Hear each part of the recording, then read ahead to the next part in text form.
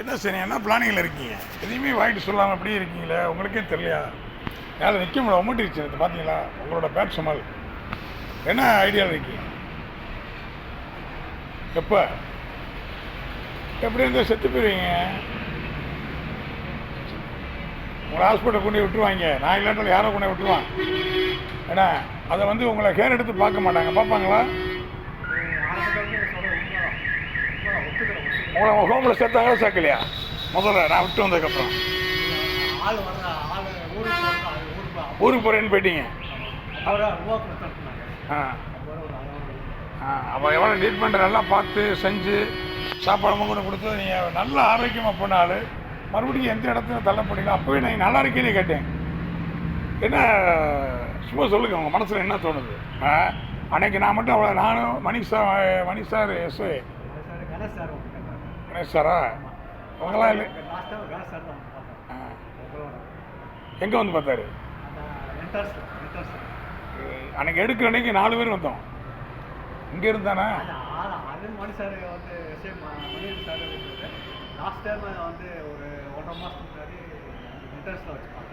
என்ன சொன்னாங்க?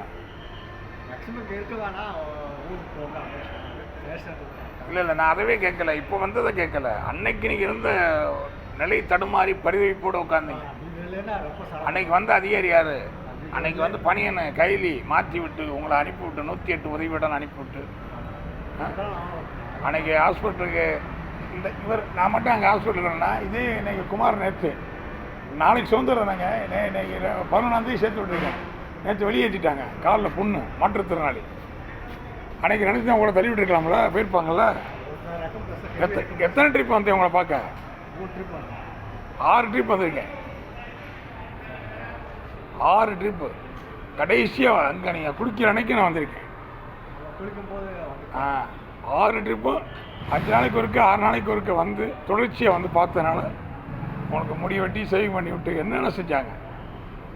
இந்த இதெல்லாம் கிடைக்காதுங்க. வாழ்க்கை இதுதான் வாழ்க்கை இல்லைங்க. நம்ம உழைக்கணும், ஏதோ ஒரு வேலையை பார்க்கணும். அவங்கள காப்பாற்ற நீங்கள் தாங்க போராடணும், யாரும் வரமாட்டேன்.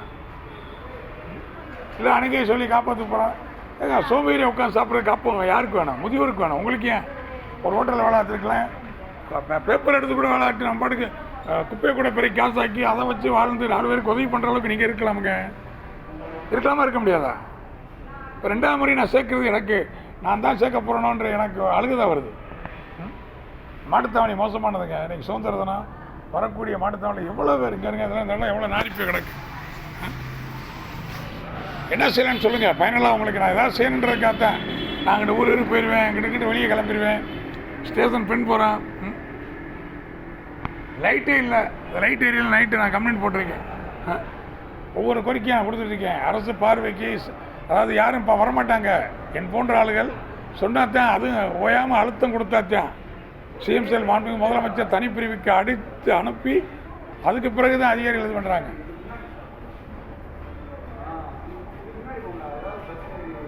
என்ன சொல்லுங்க மணி சரி, ஒன்றும் பதில் சொல்கிறதுக்கு ஒன்றும் இல்லையா? இப்படி இருந்துருவீங்களா? அப்போ என்ன செய்யலான் இருக்கீங்க? என்ன செய்யுது உடம்பு? என்ன செய்யுது? அப்புறம் என்ன செய்யலான்னு நோக்கம்? குளிச்சுட்டு எனக்குள்ளே ஏதோ ஒரு கடையில் வேலைக்கு சேர்ந்துருக்கலாமே. நீங்கள் வந்ததுக்கு நீங்கள் முதல்ல பார்க்கல நல்லா தான் இருந்தீங்க. அப்போவே ஒரு கடையில் வேலையை கேட்டிருக்கலாம். இல்லை எங்களை போன ஆளில் சொன்னால் கூட ஒரு கடையில் வேலைக்கு சேர்த்துக்கிங்க அப்போ நாங்கள் கூட சொல்லியிருப்போமே. டெய்லி ஒரு 300 ரூபா சாப்பாடு போய் கொடுத்தா ஒரு 200 ரூபா எடுத்துவீங்க. உங்களுக்கு எந்த கெட்டப்பழம் கிடையாது, எனக்கு தெரியும்.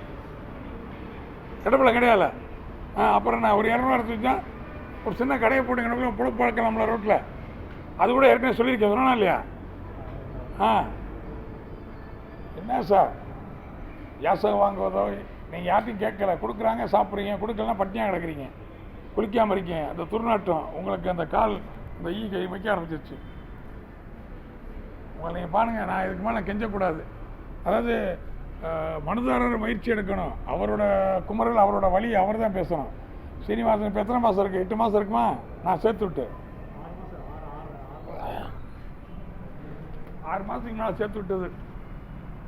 குணமாகி போயிட்டு இப்போ திரும்ப மறுபடியும் அதே நிலைக்கு வந்திருக்கீங்கன்னு வருத்தமாக இருக்குது. அது பேப்பர் பார்த்தா தெரியும். ஸ்டேட்டஸ் எனக்கு இருக்குது, கவர்மெண்ட் கொடுத்தது காமிச்சிருக்கேனா?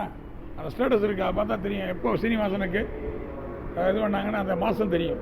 2024 அதுதான் எனக்கு ஞாபகம் இருக்குது. 2025ன்றீங்க, எனக்கு 24 ஞாபகம் இருக்குது. பார்த்தா தான் தெரியும். சரி, எத்தனை மாதமா இதில் ஒன்றும் பெரிய சும்மா பேட்ஸுமா ஏன்னா நிற்க முடியல பாருங்கள்.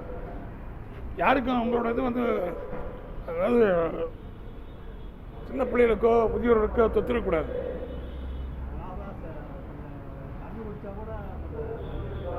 ஏன் இந்த நிலை?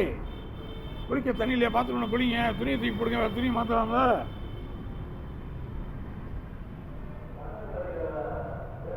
சரி, இதுக்கு மேலே நான் ஒன்றும் பேசக்கூடாது.